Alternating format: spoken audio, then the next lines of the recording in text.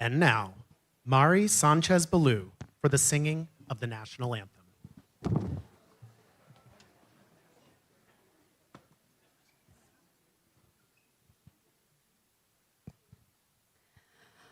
Oh, say, can you see by the dawn's early light what so proudly we hailed at the twilight's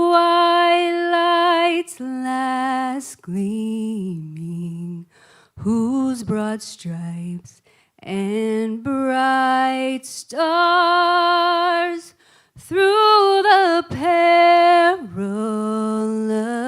fight o'er the ramparts we watched were so gallantly streaming, and the rocket's red glare, the bombs bursting in air, gave proof through the night that our flag was still there.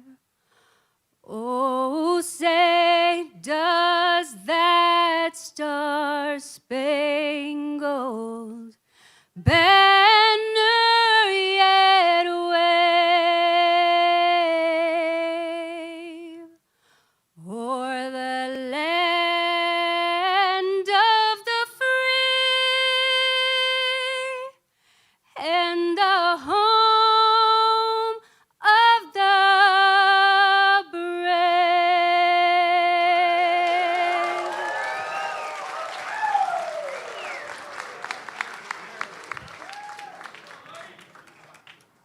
Please welcome to the stage, Carlos Eduardo Espina.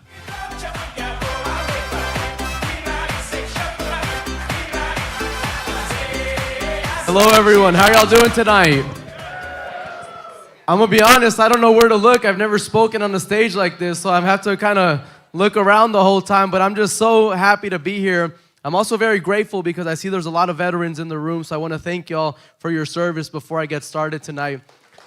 It really means a lot to me to be in the presence of everyone here, you know, because over the past year and a half, like many of you, at times, seeing everything that's going on in the news, in my community, all around me, you know, I feel down, I feel sad, I feel depressed, I've cried at times, I've wondered, you know, what's going on in our country, where's this gonna end up?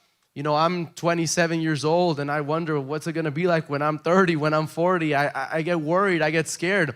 But then I come to places like this, you know, in Texas, where I grew up, where I've made my whole life, and I see people, you know, who are optimistic, who are hopeful, who are ready for a change, and I feel like, hey, you know, maybe everything's not so bad, because in a weird way, everything that's happened over the last year and a half has made us stronger, because yes, we've suffered together, but we've also learned that together we can create a change. So I sing from what y'all are wearing. You know, some of y'all have the No Kings merch. I know some of y'all have gone protest, you've gone march, you've raised your voices, you've gone and voted in the primaries, and now you're coming to these events. You continue to be engaged, and you're passing this information along, and it really shows that, you know, when we unite, we can make a change, because I believe that this year here in Texas, we are going to see something that I've never seen in my lifetime, which is to see a Democrat win statewide. And I'm not the only person who thinks that, because I believe that if that wasn't the case, we wouldn't have a senator from the state of Arizona coming to speak with us. Because I asked him backstage, I'm like, what are you doing in Texas? You're so far away. But people are starting to realize that something is happening in Texas. Things are changing, and it's not just people within the state who are noticing. It's people from outside of the state. You know, it's been impressive to see some of the support that Gina Hinojosa and James Tallarico and others have gotten from all over the country. And so I think that the work we're doing has to continue, because people are starting to call me from all over the place. Hey, is this really gonna happen in Texas? Is this really about to, you know, go down how I think it's gonna go down? And I tell them, well, hey, look, I don't know if we're gonna win or we're gonna lose, but I can tell you we're gonna fight like we've never fought before. So, yeah, so, that's all I had. I really had nothing prepared because I thought, there was going to be a teleprompter and everything, and then they told me it's like a circle. So I was like, all right, I'll give it my best. But I'm just so happy to be here once again. Thank you all for being here. And I also want to thank VoteVets because I learned a little bit about their organization. I'm going to be honest, I wasn't familiar with their work, but seeing, what they put together, it looks so amazing. It looks almost like a presidential debate. I'm like, wow, they're doing some awesome work, so I want to thank them as well. And obviously, I want to thank the senator who's going to speak in a minute. And once again, thank all of you. So thank you for being here tonight. I hope you get excited. I hope you get to ask some questions. I hope you have a good time. And then you take some pictures here and you send them back to your family and say, hey, we're not alone here in Texas. We can make this happen this November. So thank you. God bless you. And thank you once again, the veterans, for your service.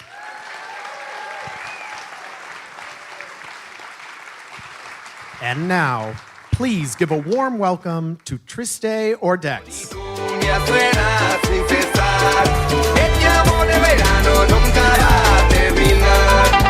Buenas noches, San Antonio. How we doing? Look at this full house. Love to see it. Well, for those of you that I haven't had an opportunity to meet, my name is Tristeza Ordex. I'm a Marine Corps veteran.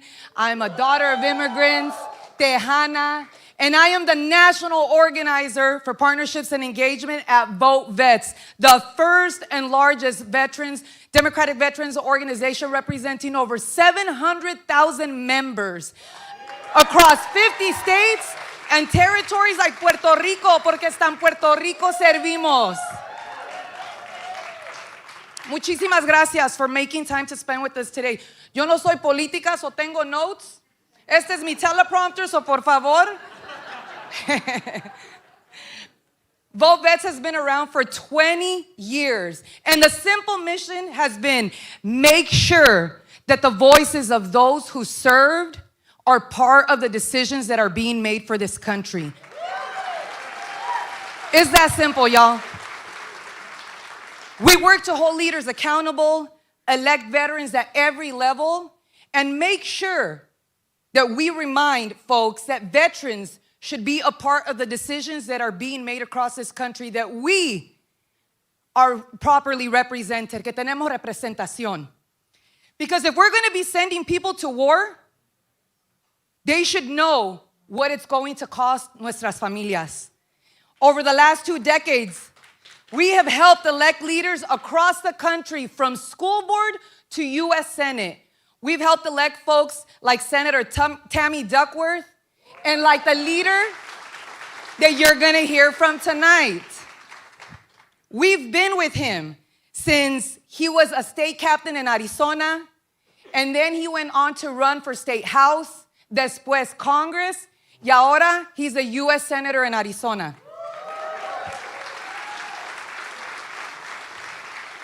Y el senador isn't just somebody that we support. He's been a long-time VoteVets friend, and we're excited to have him here with us tonight. He's someone that we've supported for a long time who represents exactly why VoteVets exist. So tonight, I want y'all to help me welcome my hermano, Marine brother, Senator Ruben Gallego.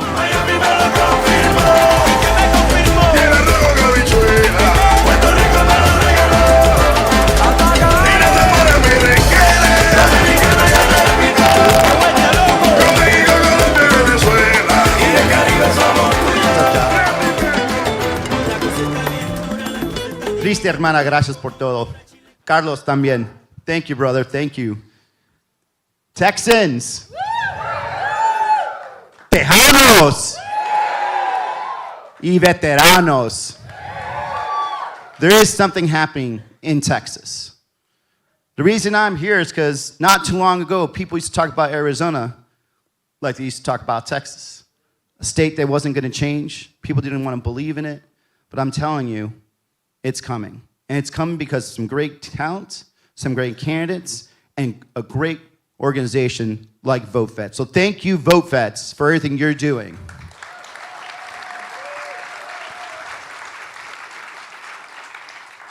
Let me tell you why I've been with VoteVets since the beginning.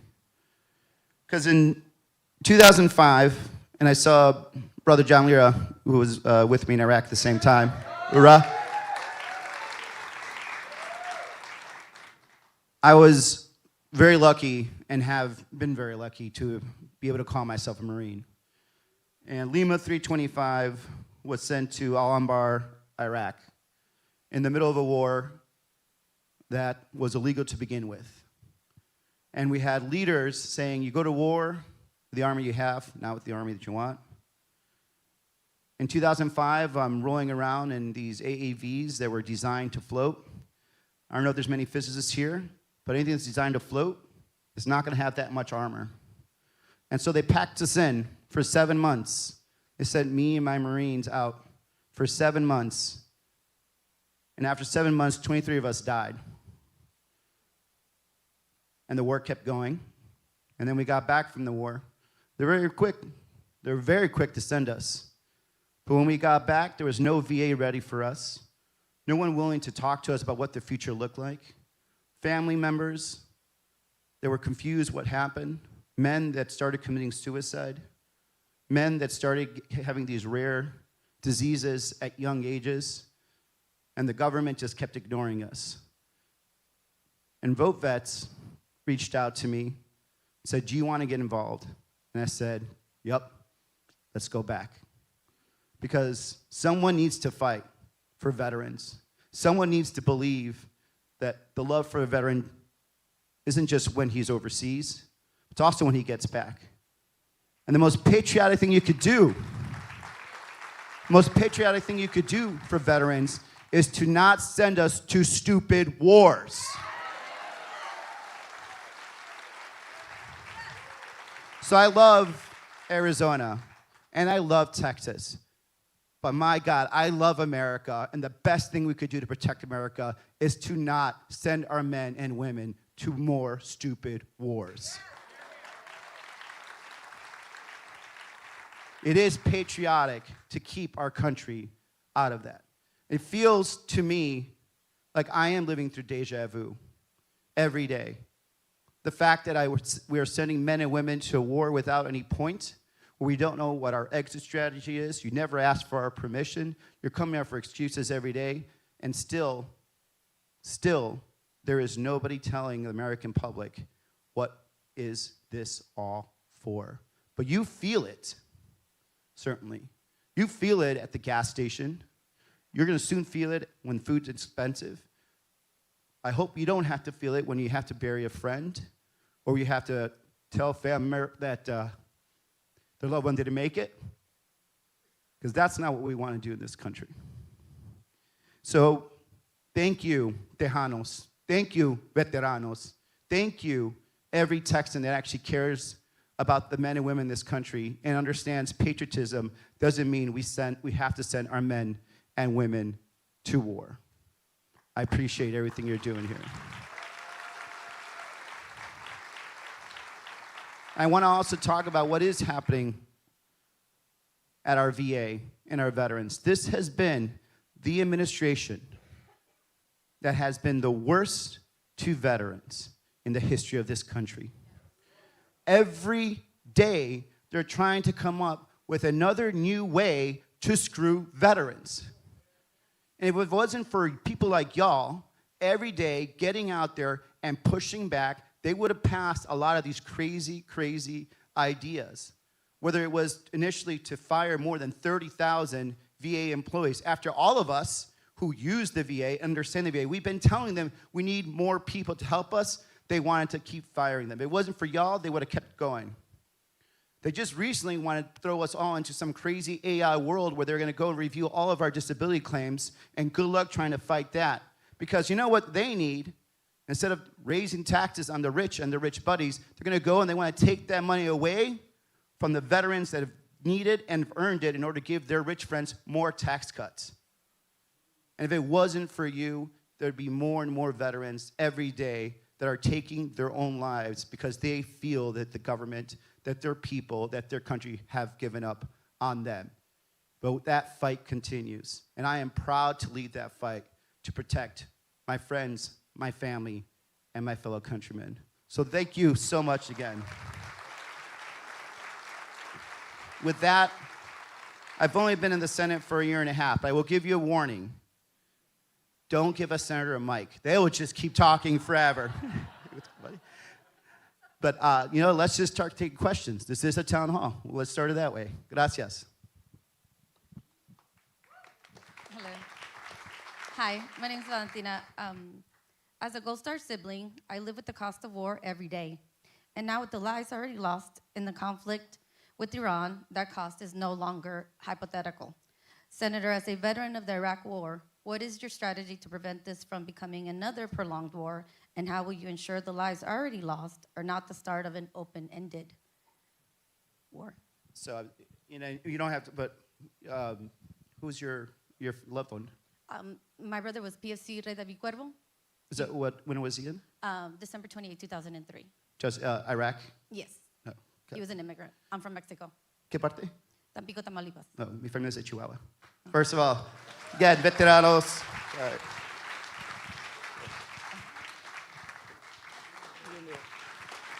I can see this guy right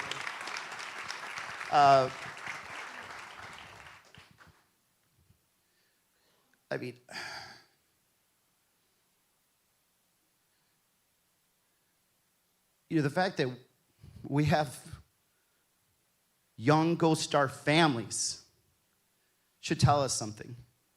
We're still living with the forever wars, the consequences of the forever wars. You live with it every day. There's nothing to hide here. I have PTSD. I talk about it openly. This May, my best friend, son is graduating college. He only got to see him make it to 2 months, and then he shipped off and died in Iraq. He never got to see his son go to college, graduate high school, graduate elementary school. And, his son missed a dad. And I think for too long, this country just made it so easy to send these men to war. And we thought we'd have learned. We should have learned after the Vietnam War. We did it. We should have learned after what happened in Iraq and Afghanistan. We did it. And again, President Bone Spurs thinks he's freaking U.S. Grant and is trying to send our men and women to another war and hoping and praying that things go well. Just yesterday, this idiot says, I'm going to give Iran 48 hours. When they push back, it's 5 days. How is that safe? How can we have confidence that this man is looking out for the interests and for the safety of our men and women, so we don't have another brother dying, so we don't have another best friend dying, another father, another mother? We don't. And this is why you need to elect good people. You need to elect people that understand there is such a thing as sacrifice. It's not just a word. Sacrifice is something you end up carrying, whether you are an Iraq, Afghanistan veteran, whether you are a Vietnam veteran. We hold that forever and ever. And we have to remind them there is a cost to this. Yes, there's a cost right now. Gas is up, food prices are up. But then there's a cost that we have to bear. The amount of men that I have to stay on the phone with sometimes just to make sure they don't kill themselves. The amount of men and women that have to go to find whatever they can, any type of cure, just so they are willing to fight one more day. Or the men and women that are trying to figure out what is going on with their bodies because they have diseases that should only exist in 80-year-old men, but they're in their mid-30s and now have to go and find some rare cancer cures. That's the burden of war. We end up carrying the burden of war. And so it's incumbent upon young men and women here who are going to go fight this war, to go talk. It's responsibility of the parents to say, I don't want to send my daughter or my son to go fight an illegal war. And I certainly don't want to use my taxpayer dollars to fight something that I never agreed to and that you have no concept of how to get us out. That is our responsibility. So every day, we need to make sure that people of this country understand what the true burden of war is, because it doesn't end. What I saw and what I carry for the rest of my life, I will have to carry to the end. And I don't want any other human, any other American to have to go through that again. Thank you so much.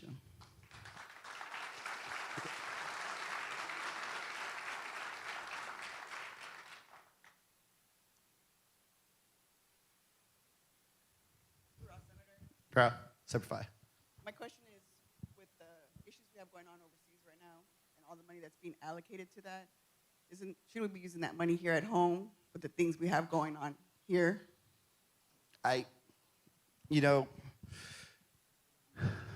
There's a Spanish saying, so some of you guys will understand it. This is also something that my mom used to scold me at, right? Whenever I didn't want to do something but kind of find a reason later, right? Oye, cuando te conviene, right? Cuando te conviene. So this government under Trump tells you we don't have enough money to have Medicaid for our working poor in this country, right? This government doesn't have enough money for these people with a high price of food, so we got to kick more people off food stamps. This government doesn't have enough money to make sure that we could extend Obamacare, right? No money, we're broke. But we'll find money for the super, super rich, right? But now we're at war. And what was the latest request? $200 billion. That would have paid for Medicaid. That would have paid for those food stamps. And that would have paid for the Obamacare extension. And that's just the first request. Cuando te conviene. And that's the thing right now. That's what they are making a value judgment, which is the craziest thing, because who do they think is going to go fight those wars? It's not the rich tax cut guy. It's not the kids it's not their kids that are going to go to war. It's the kid whose parents probably are on Medicaid, who do need Obamacare, who probably need food stamps once in a while. Those are the kids that they're going to war, because por ellos es cuando les conviene a ellos. Even though we do the fighting, we do the cleanup, they get the tax cuts. So that's what's costing us right now. It is literally costing us blood and treasure. And it's costing the blood and treasure of working class people, Latinos, Latinas, people from all walks of life. The working class of America are going to war for the bone spurs elite of this country. And it's disgusting. It's disgusting that we're doing this again. I swear, it's like deja vu. It's happening again. And we need people like you to join veterans from all across this country to make sure that they know that we're not going to take it. Next.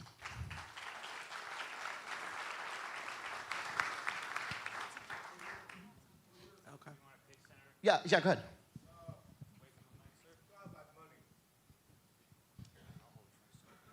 Talking about money, what happened to is there any way to figure out what happened to all those trillions and trillions of dollars that he said we had collected?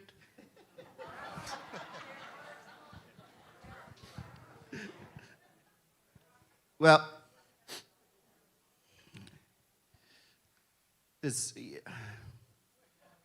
son las mentiras y son las gran mentiras, right? He's got lies and he's got the big, big lies.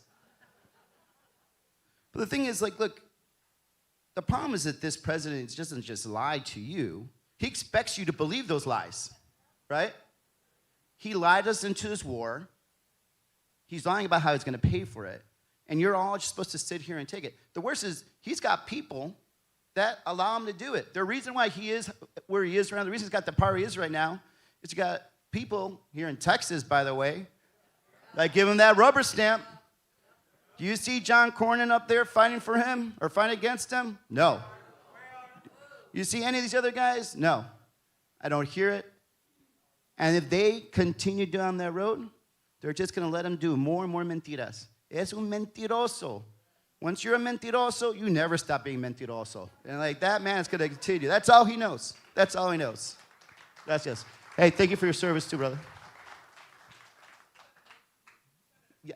Oh, sorry. Yes, I apologize. I'm a state rep here in Texas. Okay? God bless you. I was a state rep once. I know how hard that is. What I'd like to leave here knowing is what can we do more of in terms of putting pressure on our Republican senators to stand up and stop the nonsense. I know as Democrats we have a role to play, but I think we need to put some more pressure on their asses, to be quite frank with you, okay? And so, because we're all trying to figure out what the hell is going on in terms of how dare they sell us out. And what is that mentality that we need to deal with to flip the script? Well, I think it's politicians respond to love or fear, right? If you're not going to do things because you love your community, then we need to flip the script and make them fear the political community, right? Clearly, we're talking about the political turnout that matters. And this isn't just a Democratic thing, let's be clear. What's happening in this country right now is beyond that. What I'm hearing, what I'm feeling is Democrats, Republicans, and independents saying, this is crazy. Every day, it's crazy. It's pleito all the time for those that understand what that means, right? It's just chaos. We're moving from war to war, from crisis to crisis, from drama to drama. This man is a freaking drama queen. Who wants that in any type of leadership? Who here is a leader of their business? Who here is a small business owner here? Raise your hand. Would you cause this much drama in your business? No, because it's bad for business, right? Who here is a mother? Raise your hand if you're a mother or grandmother. Would you allow this much drama in your family? Definitely not Latino family. I'd be dead. My mom would just kill me, right? Con la chancla y todo. Yeah, con la chancla y todo. No, exactly. But you wouldn't do that because that's bad for your family, right? You couldn't let too much drama. Who here's a father, a leader of his family? Would you allow this drama to keep going in your family all the time? Absolutely not, because you know that this is bad for your family, bad for your kids, or everything else like that. The fact that this president moves from drama to drama, right? Half of it is to cover up the fact that he's on the Epstein list. The other half is just to distract from the fact that he is robbing you and then giving tax cuts to the rich, right? That's not what this country wants. This country doesn't want more drama. We want steady leadership. And this man does everything except for giving that. And that's what people are feeling right now. They have this sense, this tenseness, why do I feel this? Because most people don't want to think about politics every day. Most people just want to live a good life, raise their kids, take a vacation once in a while, and maybe worry about politics the last 2 weeks of an election. This guy makes people have to be obsessed about politics. And that's not what Americans want. They literally do not want to be worried about it every day. But instead of him figuring out how can I make American lives better, calmer, all he wants to do is just bring more drama, more chaos, because every time he distracts us, every time we fight each other, he's just finding another way for him to make money for him and his buddies. And I used to say that about other politicians, but he literally is making money for him and his buddies right now.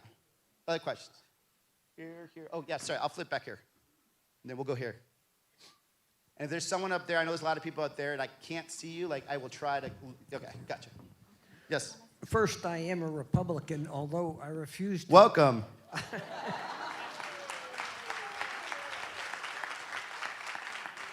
They sent me an email and said, are you going to re-up and get your card? And I said, no.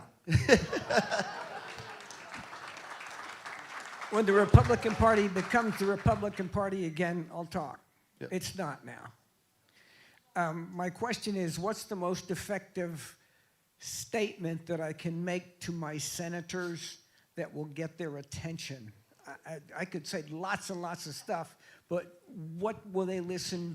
Yeah. Is there a statement or two that I can make that'll listen? I will not vote for you. That is clear. I will not vote for you. And then you can do if, and then do your ... if you want. I mean, that is, especially right now, the highest form of patriotism I think you can have without joining the military is voting, right? And things are really tough right now. And you all feel it. There's attempts right now at our democracy. There was an attempt on our democracy on January 6th. I don't want people to get out there and get the battering rams ready or anything like that. I just want you to organize. Because I still believe if we organize, we get people out to vote, you can stop this craziness. You can stop this craziness. There's a reason why you see some shirts around here, 250 days, todavía sin reyes, right? 250 years, todavía sin reyes, right? In Spanish, that means 250 years still without a king, right? Without kings.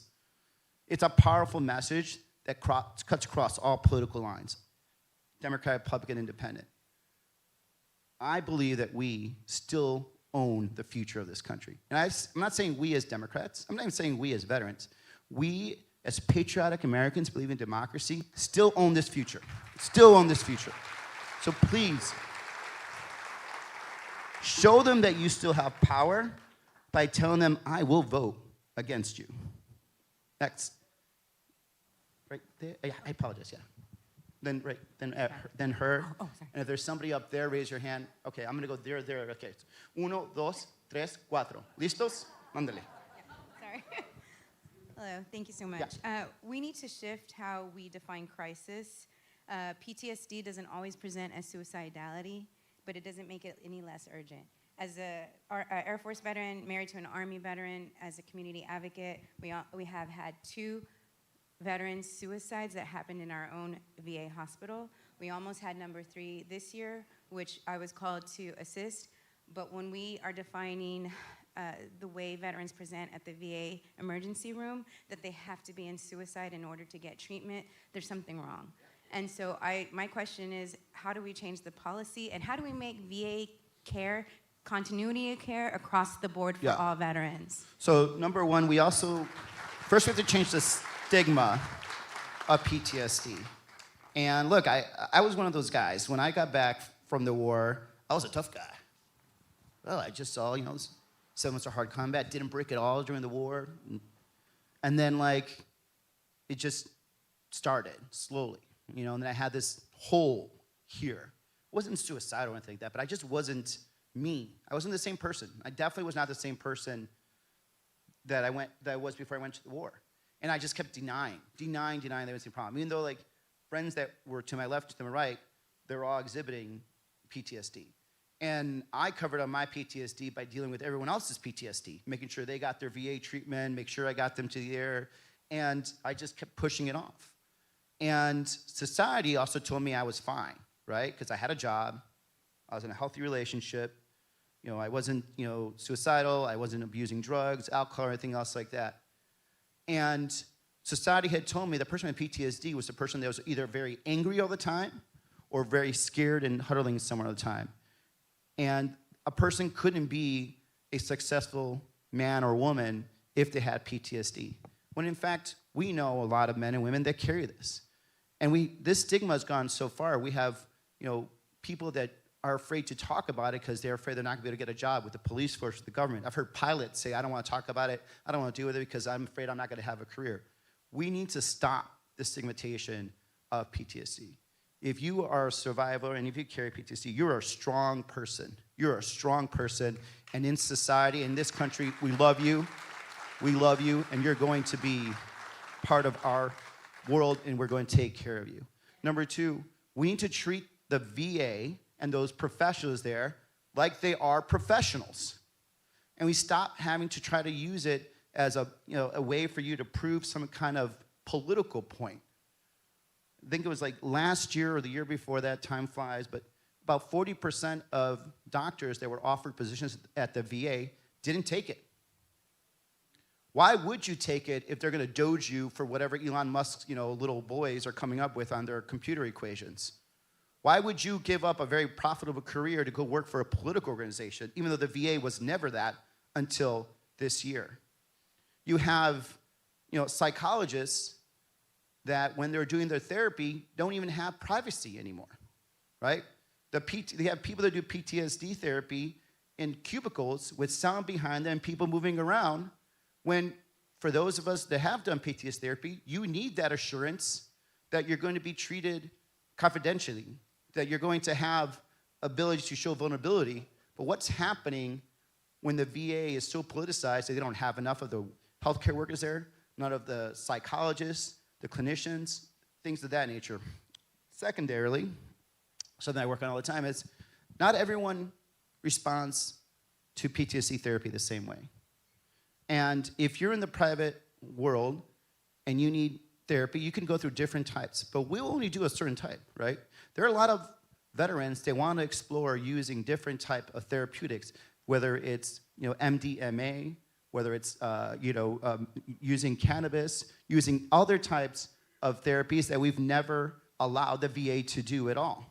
And some of these therapies can be very groundbreaking. It won't work for everybody, but why are we denying these men and women access to proven therapies because of politics, right? I want our veterans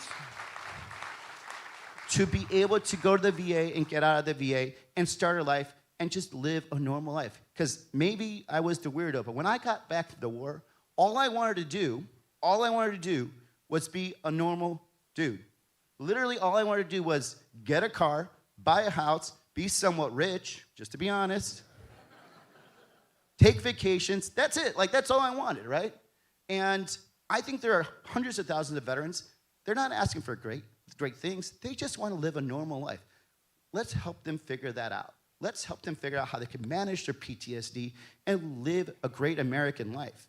And it's not that we're not going to pay attention to the 22 men and women that commit suicide every day, but there are just hundreds of thousands of veterans that just need a little help, whether it's to start a business, get a home, have a chance at the American dream, and we should make sure we put as much focus on them too.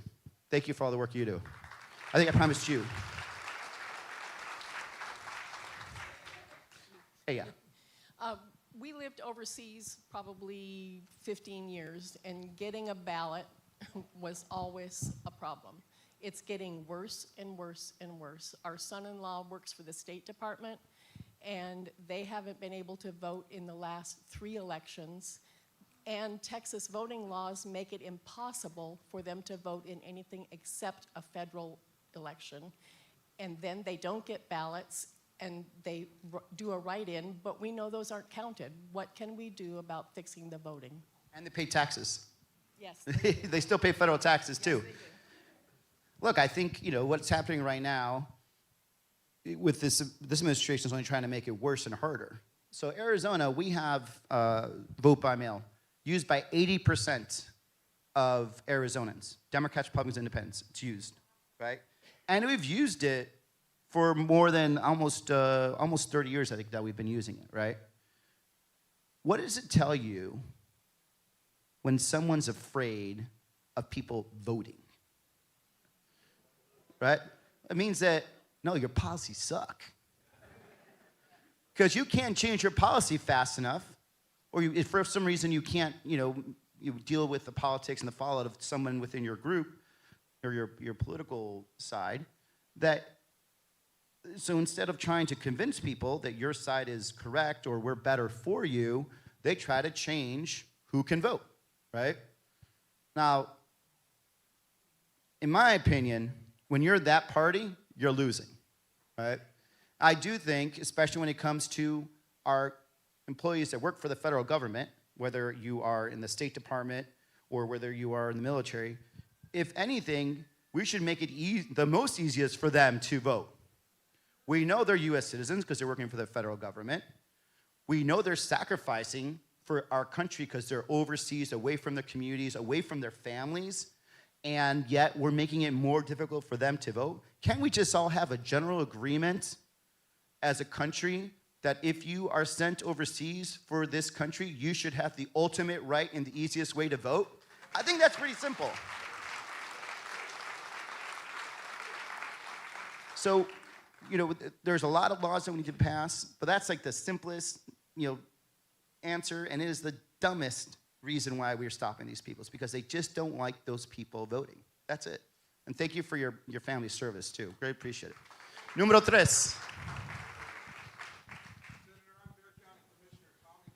Hey! Thank you, Commissioner.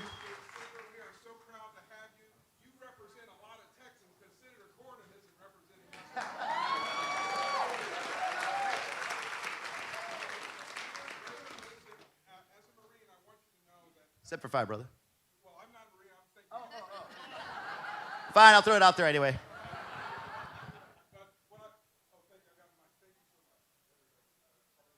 You're good. We can hear you without it, man.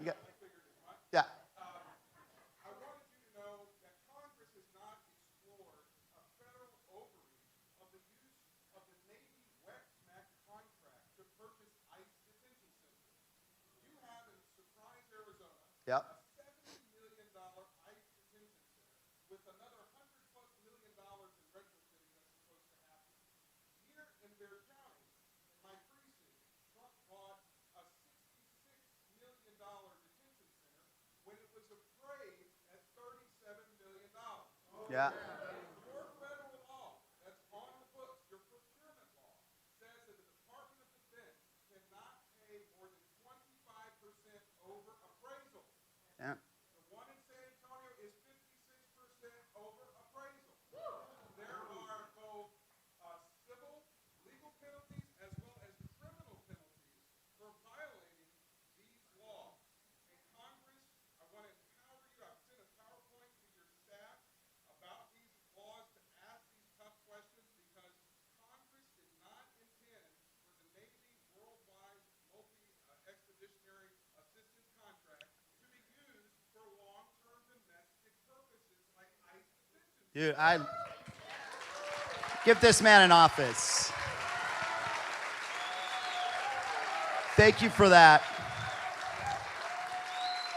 The question is, why is it happening? 2 reasons, which are all bad reasons. Number 1, incompetence. The fact that this president and his administrators allow that level of incompetence, wasting your taxpayer dollar, should be reason enough for these people not to win elections anymore. Number two, the good old mordida. You guys know what the mordida is, right? Once we open up the books, how many people are we going to find out we're close to this president? How many people are going to find out we're friends of his, we're members of Mar-a-Lago? I'm not even saying that that's much of a stretch, because we've actually seen that happen. That we've seen it. So this is a thing, right? This is the fact that we have to question this with this administration. The fact that this is so common, it is disgusting. It's an insult to you, the taxpayer, you, the American citizen. You deserve better than this. You deserve a government that you could be proud of, a government that isn't trying to grift every day just so they could line their pockets. The fact that we have to even be going through the basics of procurement is crazy. Thank you, Commissioner, for sending that. Thank you, appreciate it.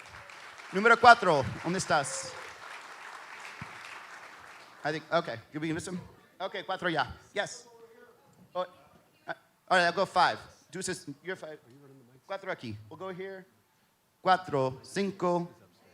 Only quiere 6. Oh, you're right. All right, we'll give you one up there. All right. All right, because I'm for diversity, we're going to go for the Air Force guy. Good. Good evening, Senator. My name is Cher. I'm a combat veteran of Iraq, Afghanistan, and I wanted to ask you, considering recent deportations of veterans, their families, and our allies, what legislation will you commit to, and how can you advise us to intervene and prevent further injustices? Yeah. So I've actually been, along with another member of Congress named Vicente Gonzalez from the Rio Grande Valley, we've introduced bills every year to stop the deportation of our veterans, number 1. Number 2, whenever we can get back to immigration reform, the people that should be at the front of that line as soon as possible, obviously is veterans, but also the fathers and the mothers of veterans or people in the military. Because I don't know if you guys watch the Telemundo and Univision as much as I do, but you're consistently hearing about these men and women being deported while their kids are overseas. Or there was another gentleman earlier this year from California who had 3 sons in the Marines, and he got deported. Luckily, we got him back. Look, our immigration system is messed up, and it's been for a while.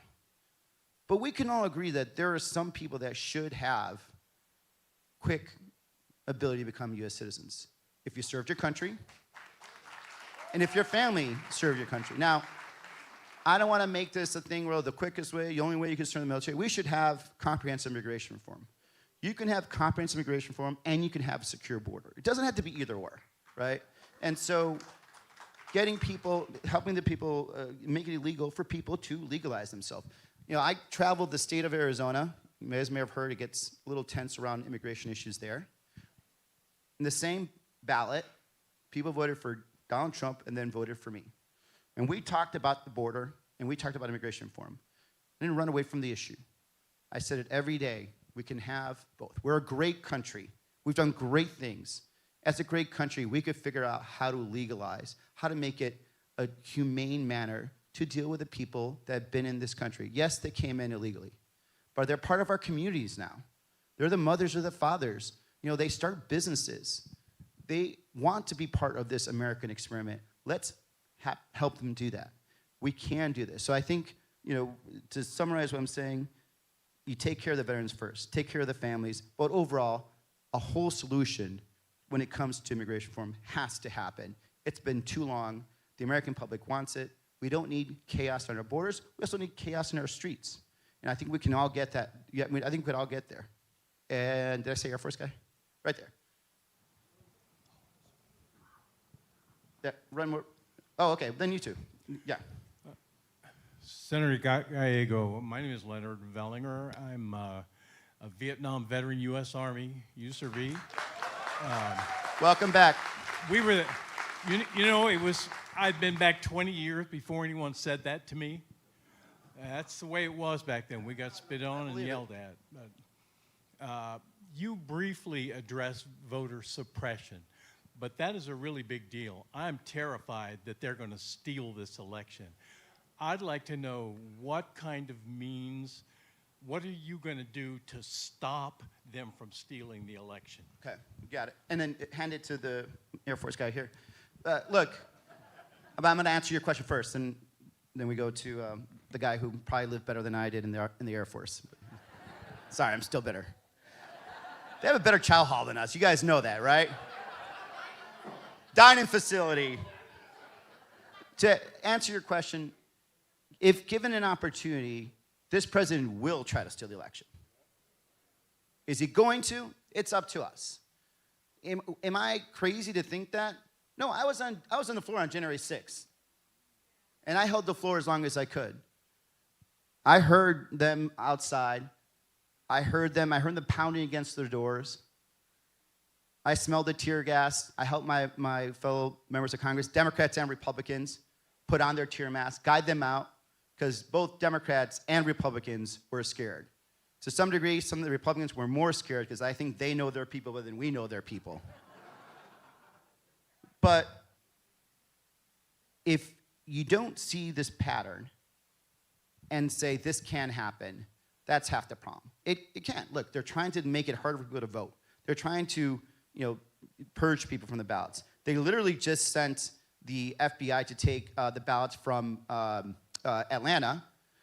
They have HSI agents, Department of Homeland Security investigations, that are responsible for going after bank fraud, child exploitation, sex crimes, and now they're investigating elections in Arizona, the 2020 election, right? So again, why are they doing this? Well, they're trying to set up for something. How do we stop it? We need to make them understand that the American public, that you, voters, Republicans, Democrats, Independents, will not stand for something like that. And I think you'll have a lot of support, especially in terms of hitting the streets, protesting, and finding any other way to show your disapproval, and it does work. This president, when he sees that there is, you know, strong pushback, does back down. This guy does give out tacos. He should have dressed up as a Taco Bell guy instead of the McDonald's guy during the election, because he's a taco man. And you guys are the ones that could really force that on top of him. Yes. Hello, sir. My name is Nick Grego. I'm here today totally on your, you know, vets need to have a say-so in the government. I'm also here representing Texas Indigenous Council. We're an organization here in San Antonio that vouches for indigenous and Latino and Mexican rights.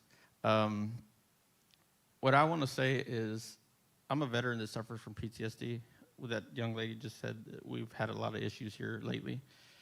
And the issue I see that I've encountered was community care.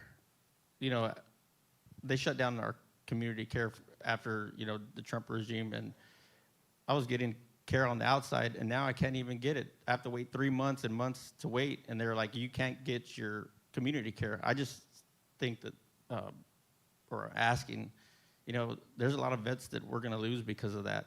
And it's all about, oh, save money, let's do it, you don't need it. It's just awful. Well, thank you. And no joke, you know, serving with, you know, Native veterans is probably a life-changing experience for me, besides them actually saving my life. But like my you know, brothers from the Navajo Nation have just taught me so much about this country. And, you know, again, this goes back to, where are the priorities of this country? Why are we closing down clinics while giving tax cuts to the very, very rich? What are you saying when you say that? You're saying you value the very rich more so than the veteran. And there's nothing like, you know, first of all, thank you for openly talking about PTSD, because I think every time another veteran talks about it, takes the stigma away and encourages more and more people to actually take care. So thank you for having the courage to do that. But I think we just have to remind ourselves when that happens. For the president who hugs the flag and talks about, you know, loving veterans, this guy has screwed the veteran community the most out of any president in the history of this country. And then he tells us, you got to take the cuts. The rich, they get the tax cuts, right? That says a lot. And we have to remind that voter. We have a lot of veteran brothers and sisters that vote different ways. We need to respect how they vote and why they vote. But let's remind them when it comes to election time, where this priority, the priority of this administration's, what it is. It's tax cuts for the rich. It's not the veteran, right? It's just not. They show it to us every time. They're trying to cut us. They're trying to cut benefits, try to cut this or that program, try to fire the VA employees. They're telling us who they are. And it sucks that that's the truth, but let's use the opportunity at the polling booth to make sure that we realign their priority by getting them out of there. But yeah, yes. Hey, Senator, thank you for being here. I'm Richard Gonzalez. I'm an Air Force Vietnam veteran. Welcome back, brother. I just want to welcome you to San Antonio, and I just want to tell you that I'm kind of jealous of what Arizona has been able to do to get, you know, people like yourself elected. We've been trying to do that for a long time, but it's going to happen this year, right? I believe it. My thing is that I've been part of the Texas Democratic Party, Bexar County Party. One issue that is important that you need to help us with is all the money that we pay as donations into the senatorial and congressional campaign fund. I would say 100% of the money that goes in there, we probably just get 25% back to Texas. So we need your help. If we're going to make Texas blue, we need that money to come back to Texas. Thank you. Listen, I think because this year the victories are going to come here. First of all, you get the dummy dander that just happened. These idiots gerrymandered and made these districts, and they thought that Latinos, oh, we got them, right? Oh, we got these Latinos. But first of all, we're going to increase the cost of everything, kick a bunch of them off Medicaid. Then we're going to send their sons and daughters to a stupid war. And then your gas prices are going to go up. Oh, yeah, now we're going to deport your family members and do racial profiling. And then Latinos are going to be like, okay, here we go. We're going to go vote for you again. And that's how they ended up creating 55% Latino congressional districts that they thought Latinos were just going to give their vote again. No, it's not going to happen. Because first of all, what do Latinos do? We take care of our family, right? It sounds familiar to everyone? La familia primero. Number two, we take care of our community. This president has gone against both of those things. If he thinks that the Latino voter, the Tejano, that voted for Trump last time, will just automatically do it again, he's got another thing coming. So all that money you're talking about is coming here because we need to win Texas. We need to. Number two, you got some amazing candidates here that are making this state competitive that we did not have in the past, right? Number one, you have an amazing governor candidate, Gina Hinojosa. I was campaigning with her in Houston, and she got that room fired up, and let me tell you, she's going to get the polling booth fired up. Number 2, Talarico.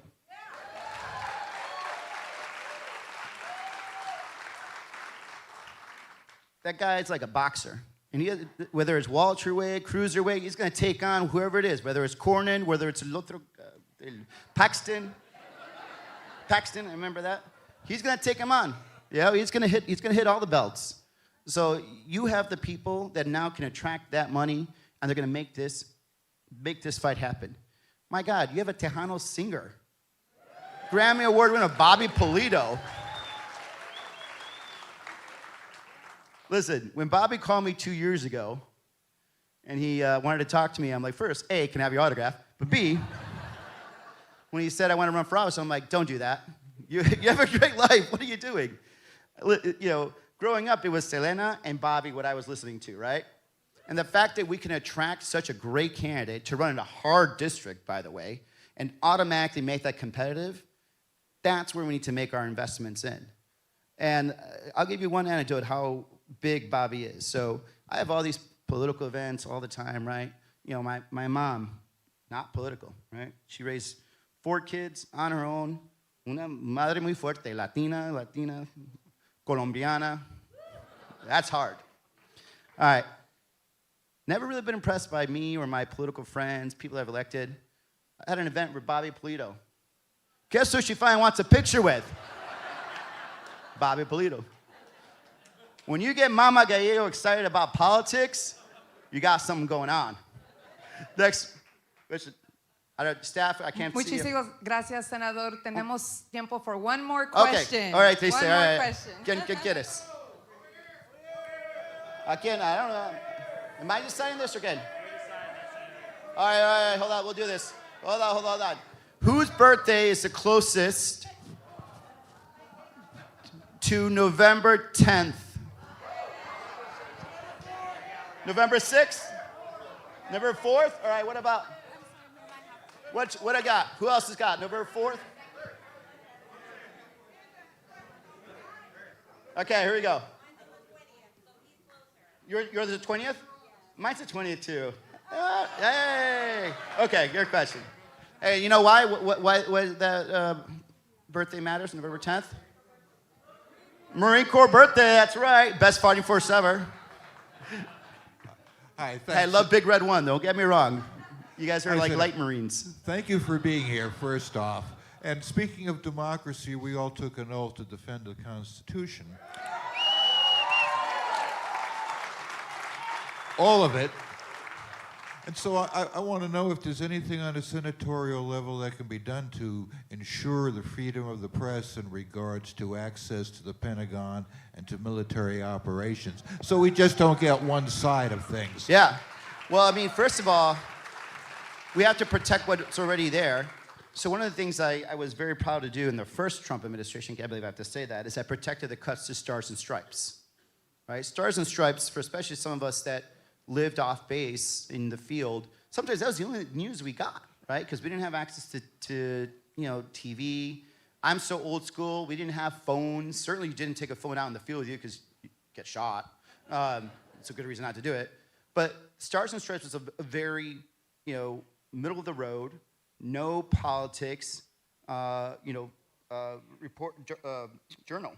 And now this administration, because they can't cut it, because we protected it, in the defense budget, it's just basically trying to appropriate and make them an arm of their propaganda. So we got to work on that. We also have to work on what's happening in terms of our media. There's going to be one family that's based, 2 or 3 families are basically going to be in charge of all of our media and how we get our news and who it comes from. And they're not just going to be in charge of like the TV stations, the cable stations. They're going to be in charge of our social media. You got Elon Musk, who just spreads BS all he wants over Twitter or whatever they call it now, X's, lo que sea. You have the Ellison family that bought both CBS and it's also buying all the other social media channels. And we've seen them willing to use their power to change messaging. We need to break up the big media oligarchies. It's going to kill our democracy. Listen, thank you so much for your time. Thank you for your belief in America. That's the most important thing I want you to understand. Point of privilege. Señora. No tienes 89 años.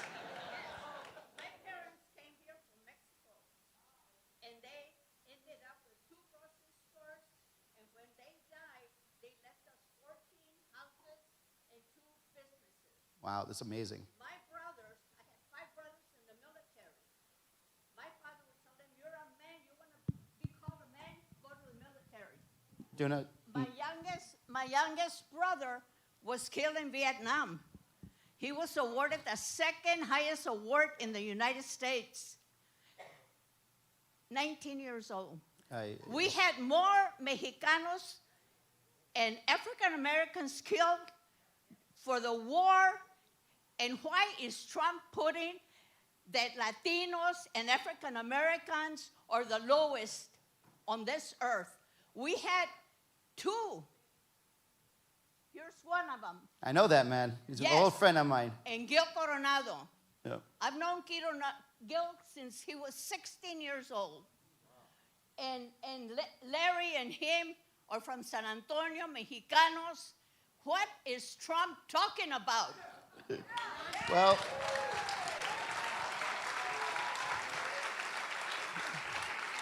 I know. Señora, él no puede entender lo que no entiende. He can't understand what he can't understand because he doesn't understand the idea of self-sacrifice. Because he's never done anything to sacrifice himself for anybody. He doesn't have anybody in his family that's ever served in the military. As a matter of fact, when given the choice, corrió, right? Larry didn't run away when the Vietnam War came. Your family didn't run away. You know, me and Lita over there, we were what? How old were you when we went to Iraq together? ¿Cuántos años teníamos? 23. I think I was 24. I knew there was a dumb, illegal war, but I didn't run away because I had service. I owed service to my country, and I can't choose my wars. This man can choose his wars, and he doesn't care about poor white boys going to war, black men, black women, Latinos, right? He doesn't think about us. He doesn't think about us because he doesn't think about anything besides himself. He just wants to use us. He'll use us to people rally around the flag. He'll use us to separate us, by the way, drive wedges between all of us. So all he could do is come up with different reasons for him to make himself richer, his friend richer, and like all the other wars that we have fought, like all the other wars, who ends up paying it? The poor white boys and girls, the Latinos, the African American community, people that just want to serve their country, and all they ask for is leadership to look out for them, to respect them, and to treat them as much as they love this country. And unfortunately, the man at 1600 Pennsylvania Avenue will never understand that because he has never sacrificed anything. God bless you and your family. Que Dios le bendiga a todos. Buenas noches, Texas.